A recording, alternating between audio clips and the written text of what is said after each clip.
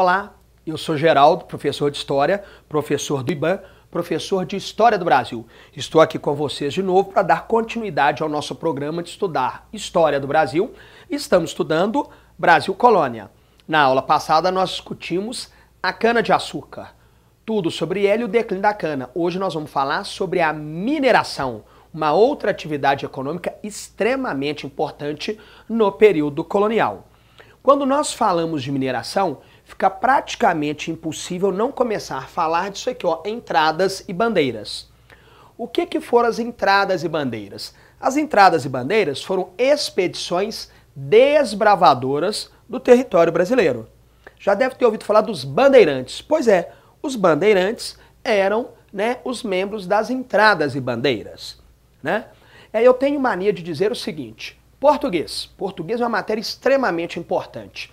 Se eu falo assim, eu gosto de futebol ou de basquete, eu estou dizendo que eu gosto de uma coisa ou de outra. Se eu falo eu gosto de futebol e de basquete, eu quero dizer que eu gosto das duas.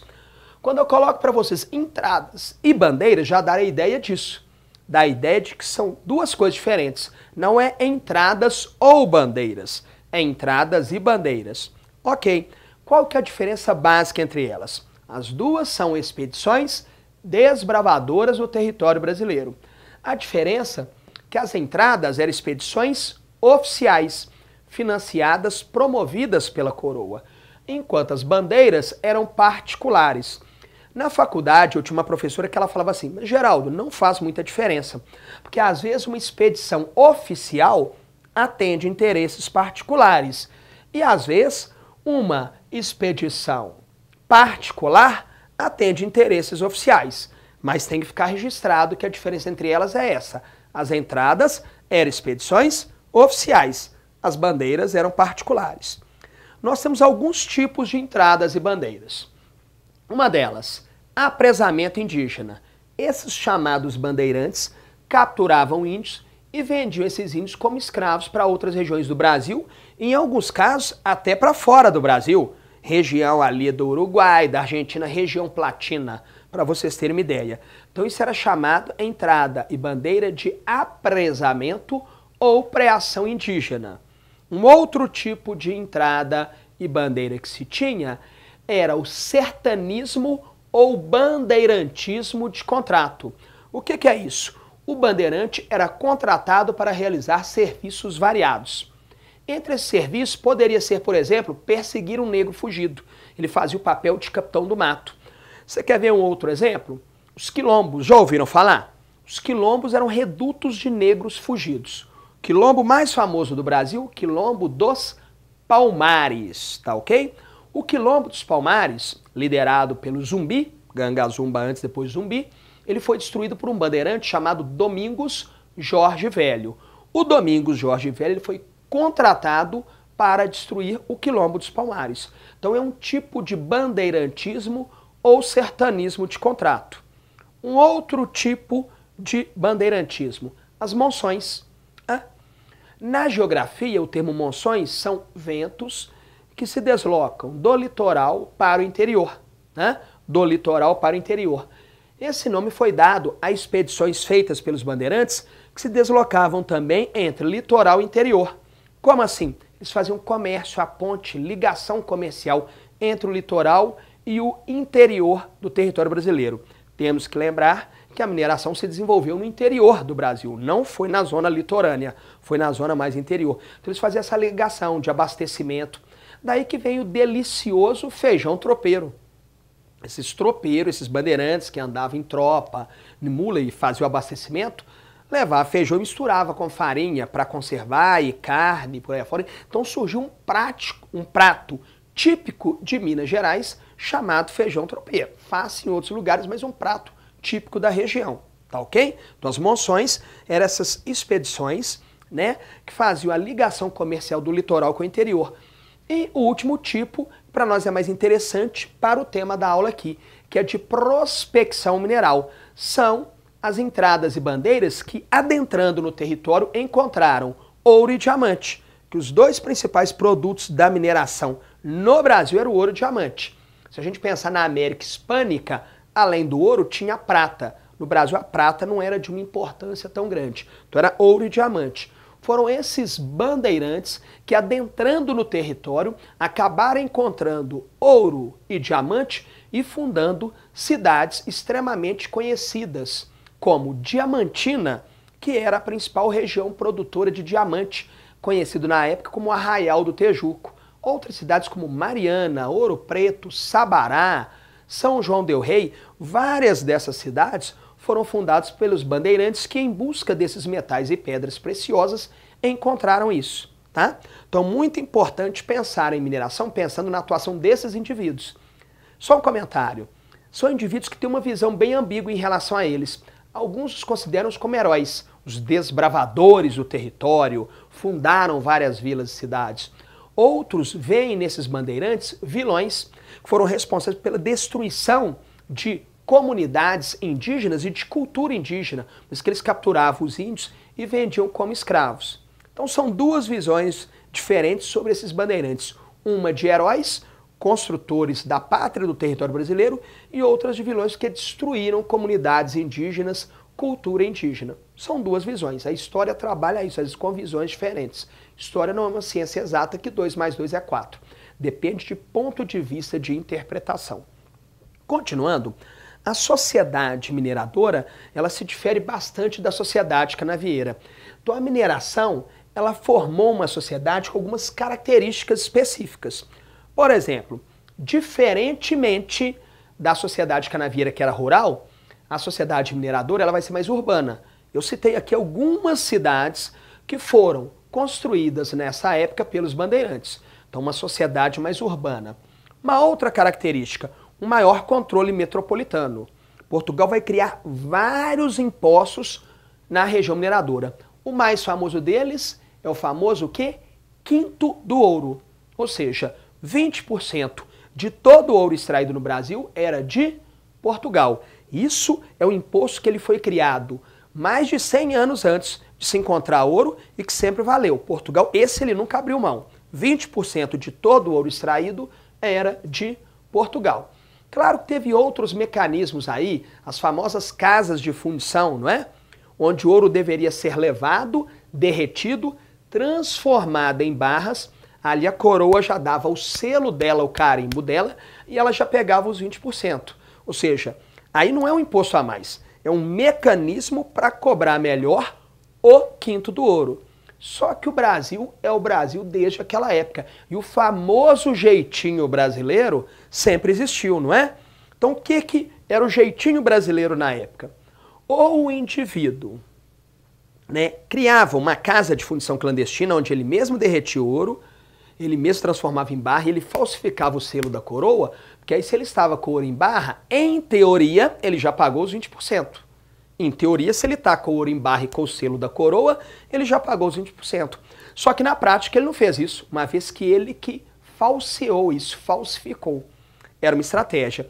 E a outra famosa estratégia, já devem ter ouvido, é o famoso santo do pau oco, que eram imagens de santo que eram ocas, ali se colocava ouro para retirar da região mineradora, para se fazer o contrabando com o ouro. Foi uma estratégia também muito usada, o famoso jeitinho brasileiro. Tranquilo? Mas havia um controle metropolitano muito mais rigoroso sobre a região mineradora do que sobre a região canavieira.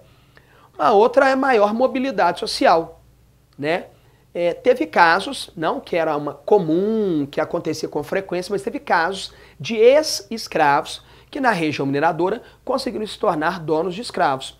2 nomes na literatura brasileira famosos, que é o Chico Rei, né, lá em Ouro Preto, que era um rei na África, veio para aqui, acabou se tornando dono de mina de ouro, comprava escravos para libertar da sua tribo lá na África, e a Chica da Silva, que se casou com o João Fernandes, que era um rico minerador da região do Arraial do Tejuco, chamado Diamantina hoje. Tá? Então são 2 nomes, 2 exemplos de ex-escravos que chegaram a se tornar donos de escravos.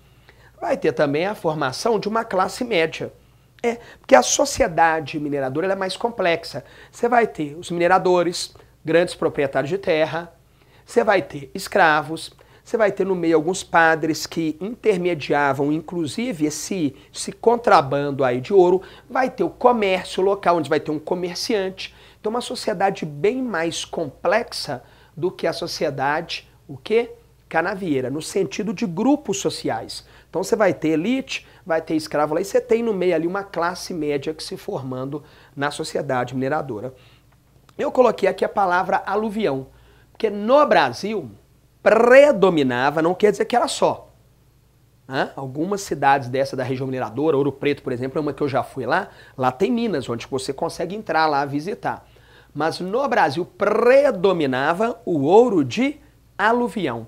O que é o ouro de aluvião? O ouro de superfície. É muito interessante que a quantidade de ouro que tirou aqui foi muito grande, mas muito grande mesmo. Um dos impostos estabelecidos foi a finta. A finta é um imposto que falava o seguinte, fez-se um cálculo, isso Portugal vai fazer quando a mineração já estava em declínio, e vai falar o seguinte, olha, toda a produção de ouro do Brasil é de 500 arrobas. Uma arroba vale 15 quilos. Então a produção de ouro do Brasil é de 500 arrobas. Como Portugal leva 20% de todo o ouro extraído, vocês têm que entregar para nós todo ano 100 arrobas de ouro. Ou seja, nós temos que entregar todo ano para Portugal uma arroba 15 quilos, 100 arrobas, 1,5 tonelada de ouro. Você tem noção do que é isso? Entregar 1,5 tonelada de ouro pressupõe que tirava-se muito mais do que isso. Isso era tirado em picareta, em enxada, ouro de aluvião de superfície. A quantidade de ouro que tinha aqui era absurda. Uma vez eu vi dados estatísticos falando que no auge da mineração já chegou-se a tirar aqui do Brasil mais de 10 toneladas de ouro por ano. Isso é uma quantidade enorme, gente. Tá? Então o ouro no Brasil ele estava na superfície. Ainda encontra-se ouro no Brasil, né? Galeria, algumas regiões, mas assim, a quantidade de ouro que tinha de superfície era enorme. Então isso era o ouro de aluvião. Como que a mineração entra em declínio no Brasil? Ela entra em declínio pelo simples fato do esgotamento. Uma vez que Portugal não investiu em novas técnicas de se procurar ouro, de tirar ouro debaixo da terra, né? Ia tirando e levando continuamente. Então, uma hora, esse tipo de ouro chamado de aluvião esgotou. Nós sabemos que depois nós temos outros momentos onde Carajás, Serra Pelada, se encontrou ouro. Morro Velho, né? Mas esse tipo de ouro que era explorado nesse momento, por volta de mais ou menos 1750, por volta de mais ou menos 1750, esse tipo de ouro ele começa a entrar em esgotamento. Então leva ao esgotamento. O que é interessante, que Portugal nunca acreditou que fosse a questão do esgotamento. Portugal sempre achou que era o quê? Sonegação. Então quando esse ouro começa a diminuir e esgotar, Portugal aumenta o controle, o rigor sobre a região mineradora, achando que havia sonegação.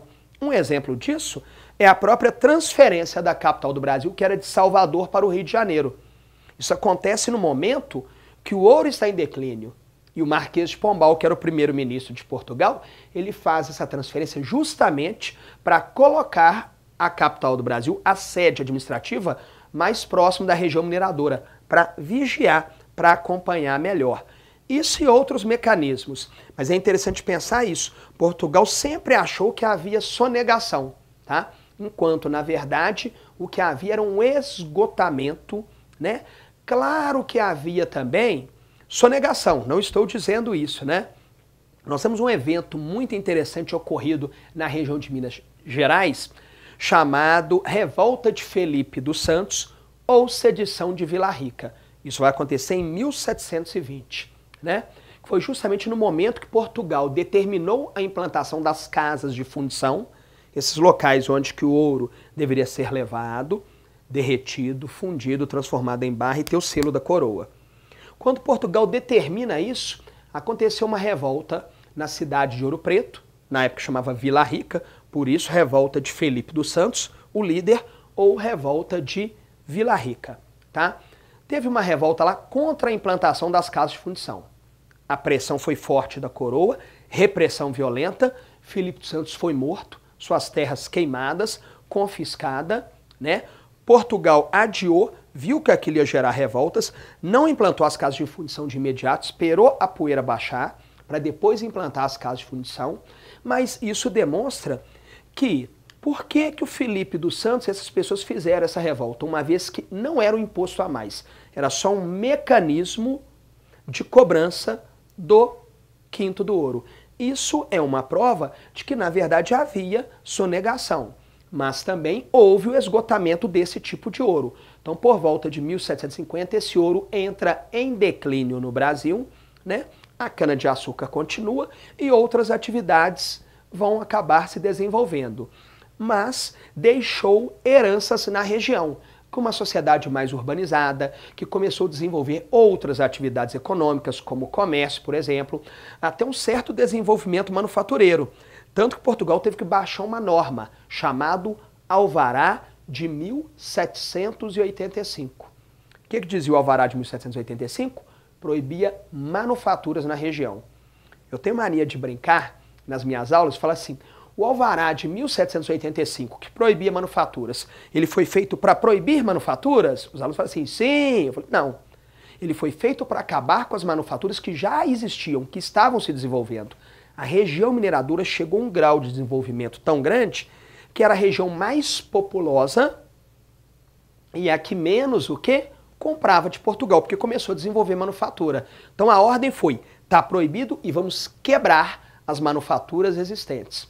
Salvo manufatura de tecido grosseiro, como roupa de escravo, mas as outras foram proibidas e quebradas. Então, a mineração deixou marcas profundas nessa região. Algumas marcas, recapitulando. Processo de urbanização, né? Até hoje, região mais urbanizada do Brasil é a região sudeste. Outra coisa, crescimento populacional.